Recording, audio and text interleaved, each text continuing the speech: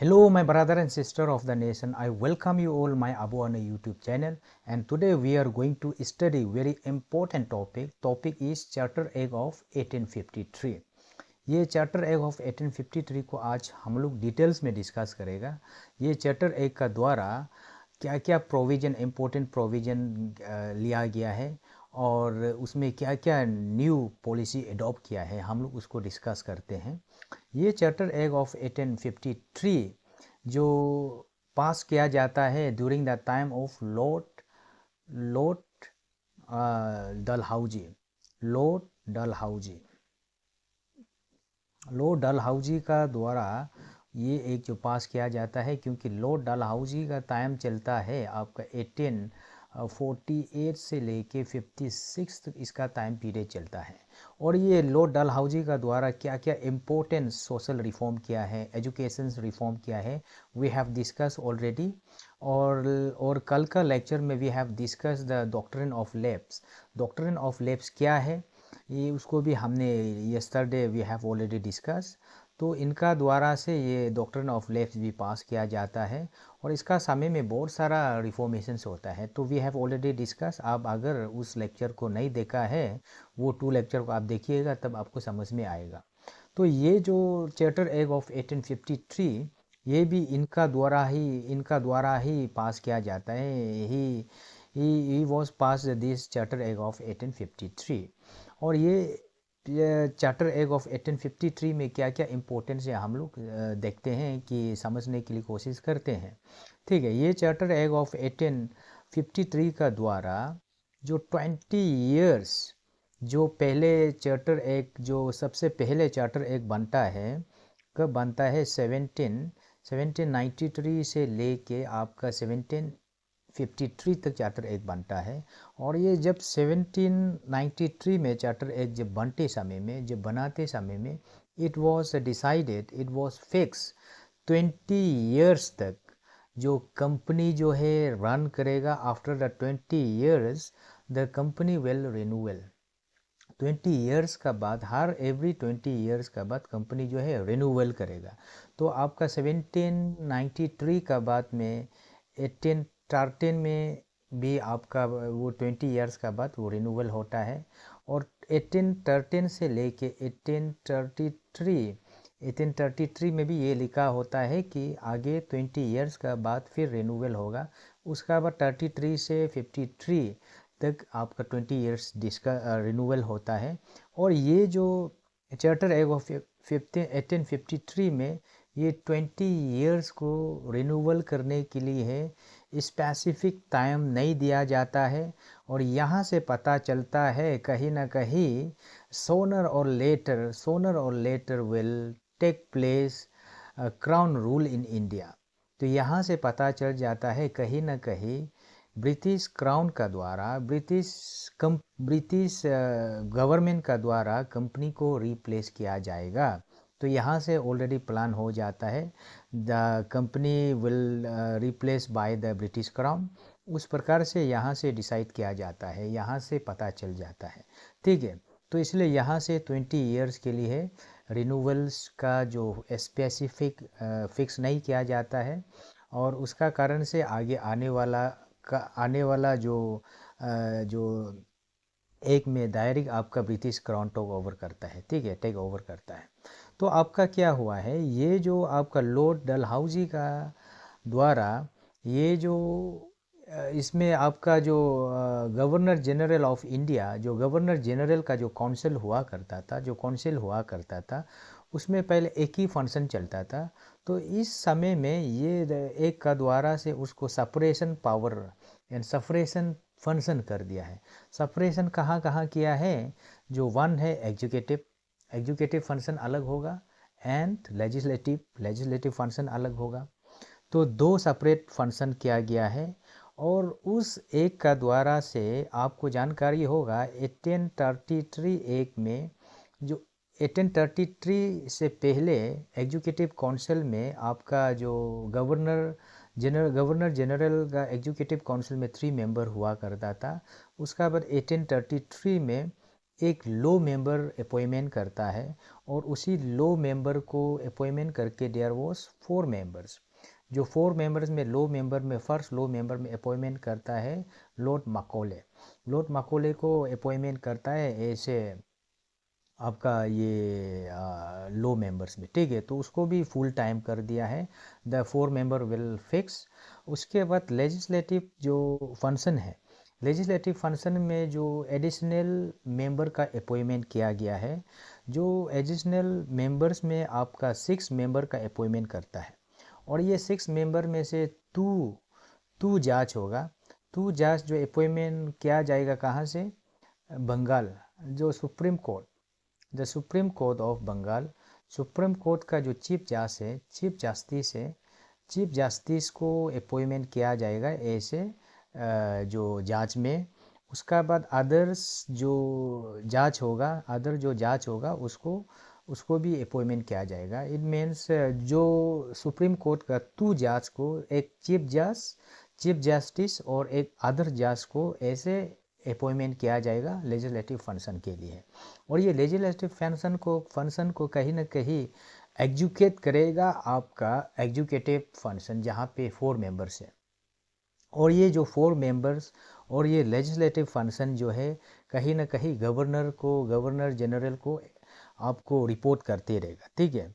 तो उसका बाद अदर्स जो यहाँ से जो अदर्स 4 मेंबर्स जो है, 4 members will representative from locals, Mumbai, local members जहाँ से है, मुंबई से है, मद्रास से है, उसका बाद बंगाल से है, उसका बाद नॉर्थ वेस्ट फ्रंटियर प्रोविंस से है।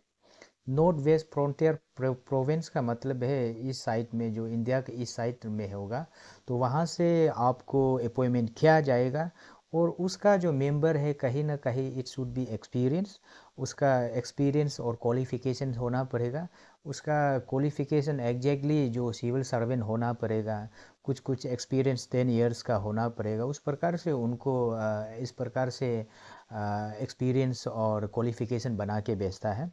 और यहाँ से the formation of legislations and formation of central legislations, जो आज हमारा जो इंडिया में जो रन कर रहा है डुअल सिस्टम, जो डुअल सिस्टम इस चैप्टर 1553 का द्वारा 1853 का द्वारा यहाँ पे डुअल सिस्टम क्रिएशन किया है। और ये डुअल सिस्टम जो है, ये डुअल सिस्टम जो है, जैसे आपको कहा जाता है, जो ब्रिटिश में जो लेजिस्लेचर फंक्शन चल रहा था, जो भी वहाँ ब्रिटिश में जो फंक्शन चल रहा था उसका फंक्शन को यहाँ पे लाया गया है। तो उसको हम लोग कहते हैं कि मैनी पार्लियामेंट। तो मैनी पार्लियामेंट का सिस्टम जो यहाँ से शुरू हो जाता है, क्योंकि लेजिस्लेटिव और एग्जीक्यूटिव बॉडी को सेपरेट किया गया है, डुअल सिस्टम यहाँ से स्टार्ट हो जाता है, ठीक है। तो उसका बाद में जहाँ भी अभी भी इसका जो ज़्यादातर वेटो पावर है वो एग्जीक्यूटिव काउंसिल का पास में है। तो अभी भी आपको इंडिया में आपको जानकारी होगा, there is Lok Sabha and Rajya Sabha. जो लोकसभा और राज्यसभा हुआ करता है, और लोकसभा में आपका प्राइम मिनिस्टर, उसका बाद में जितने भी जो होम मिनिस्टर है, जितने भी ज़्यादा तरफ है, वो लोकसभा से आपको रिप्रेजेंटेटिव करता है। तो इसमें भी ज़्यादा तरफ जो पावरफुल जो आपका एग्जीक्यूटिव काउंसिल हुआ करता था, और अभी का समय में लोकसभा, ठीक है। तो सेम जो जो पार्लियामेंट है यहाँ से चल के आ गया था, ठीक है। उसका बाद में क्या हुआ, इसका बाद में अर्लियर जो आपका number of code of directors, the code of director का जो नंबर्स को भी कहीं ना कहीं रिड्यूस किया। कोड ऑफ डायरेक्टर कितना हुआ करता था पहले, पहले हुआ करता था 24 कोड ऑफ डायरेक्टर हुआ करता था, तो उसको रिड्यूस करता है 18 कोड ऑफ डायरेक्टर्स मेंबर्स। और इसमें से भी 6 member to be appointed by British crown, British का जो क्राउन का द्वारा, ब्रिटिश गवर्नमेंट का द्वारा अपॉइंटमेंट किया जाएगा 6 मेंबर को। बाकी को इस India company will be appoint, ठीक है। और इससे आपको पता चल जाता है जो कहीं ना कहीं जो क्राउन जो बहुत उसका हाथ आ रहा था, ठीक है। और उसमें अपना जो we can say appointment of civil servants competitive exam जो यहाँ से शुरू हो जाता है, आईसीएस। तो ये जो यहाँ पे एक आपको एक कमिटी का चेयरमैन सेटअप करता है लॉर्ड मकोले का द्वारा से ये जो सिविल सर्विस कम्पिटिटिव जो एग्ज़ाम का भी कंडक्ट करा दिया जाता है। ये बाय द लॉर्ड मकोले जो है कि उन्होंने ही ये जो शुरुआत करता है, क्योंकि उनको एजुकेशन रिफॉर्म को करने में उसका बहुत बड़ा रिस्पॉन्सिबिलिटी होता है, और उसको अपॉइंटेड करने वाला आपका लॉर्ड डलहौजी का द्वारा, और लॉर्ड डलहौजी का समय में उसको अपॉइंटेड किया गया है। उसका बाद क्या होता है, यहाँ से मैंने बता रहा है कि यहाँ से आपका जो इंडियन सिविल सर्विस को भी यहाँ से अलाउ किया गया है। इंडियन को सिविल सर्विस में एक्चुअली में पहले से अलाउ कुछ एक का कारण से अलाउ किया गया है, लेकिन उसमें क्या होता था, कोविनेंटेड और अनकोविनेंटेड हुआ करता था। अनकोविनेंटेड, ठीक है। ये कोविनेंटेड क्या है, कोविनेंटेड का कैटेगराइज जो है कि जो हाई रैंक का जो कैटेगराइज होगा, सर्विस होगा, उसको कोविनेंटेड को वो पहले अलाउ नहीं किया है। और इंडिया को पहले से अनकोविनेंटेड में अलाउ था, और उसका बाद में यहाँ से आपको इस 1853 से कोविनेंटेड और अनकोविनेंटेड दोनों कैटेगराइज में इंडिया को कम्पिटिटिव एग्जाम्स में अलाउ किया जाएगा, ठीक है। तो इंडिया को भी ये जो ICS जो कम्पिटिटिव एग्ज़ाम में उसको अलाउ किया जाएगा। और उसका बाद बन जाता है, जब से ये यहाँ से अलाउ किया है, जो हमारा फर्स्ट ICS पास करने वाला इंसान है सत्येंद्र